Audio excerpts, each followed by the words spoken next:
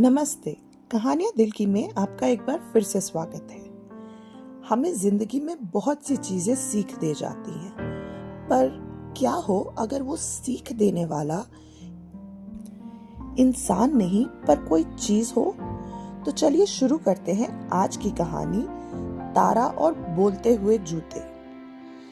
हर सुबह तारा हवा से भी तेज दौड़ती थी, लेकिन उसके जूतों की लेस वो पीछे लटकती रहती, जैसे सोते हुए सांप। उसे लगता था कि कोई फर्क नहीं पड़ता, जब तक उसके जूतों ने जवाब देना शुरू नहीं कर दिया। तारा 8 साल की थी, शरारती, होशियार और हर काम में फुर्तीली। वो स्कूल की घंटी से तेज दौड़ती, एक बार में 2 सीढ़ियां चढ़ जाती और लड़कों के साथ फुटबॉल खेलती थी। लेकिन एक काम था जो तारा को बिल्कुल पसंद नहीं था, जूतों की लेस बांधना। इतना टाइम किसके पास है, वो रोज बड़बड़ाती। उसके जूतों की लेस हर समय खुली रहती, हवा में लहराती, मिट्टी में घसीटती। उसकी माँ रोज कहती, तारा एक दिन गिरोगी और सीधे जमीन पे मुंह लगेगा तुम्हारा। लेकिन तारा हमेशा हंसकर कहती, मैं तारा हूं माँ, मैं कभी नहीं गिरती।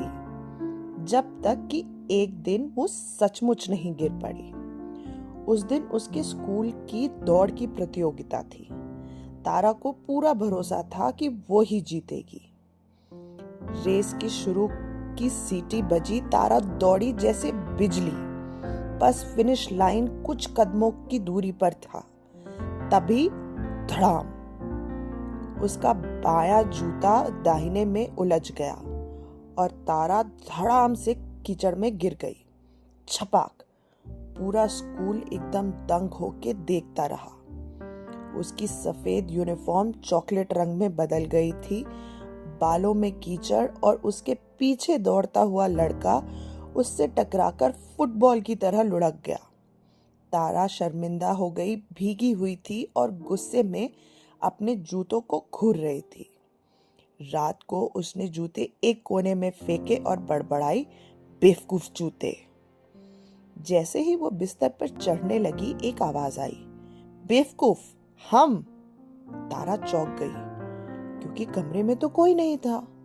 फिर से आवाज आई, अगर कोई बेवकूफ है तो वो तुम हो।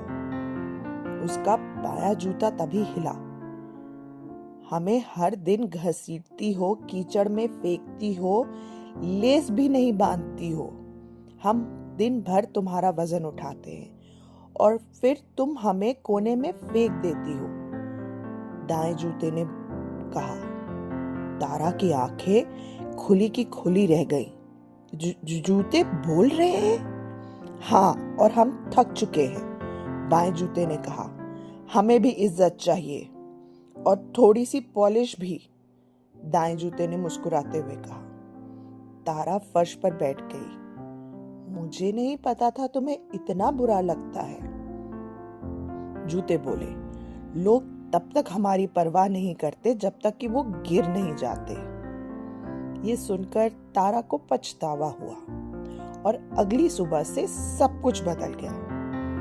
वो हर रविवार को अपने जूतों को साफ करती, हर सुबह ध्यान से लेस बांधती। अगर किसी दोस्त के लेस खुले होते तो वो झुककर उसे बांध देती। धीरे धीरे ये बदलाव सबने नोटिस किया।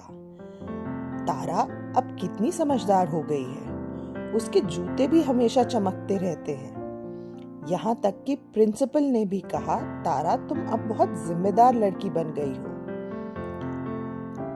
लेकिन इस सब के पीछे की सच्चाई तो सिर्फ तारा जानती थी। इस बदलाव के पीछे था उसके जूतों का बोलना। रात को जब वो अपने जूते रैक पर सजा कर रखती तो बाएं जूते ने एक दिन फुसफुसाते हुए कहा, गर्व है तुम पर।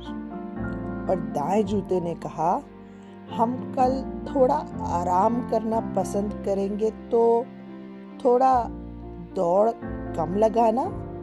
तारा हंस पड़ी, पक्का। चीजें चाहे छोटी हो या बड़ी, हमें उनकी हमेशा कद्र करनी चाहिए। क्योंकि वही हैं जो हमें हमारी मंजिल तक पहुंचाते हैं।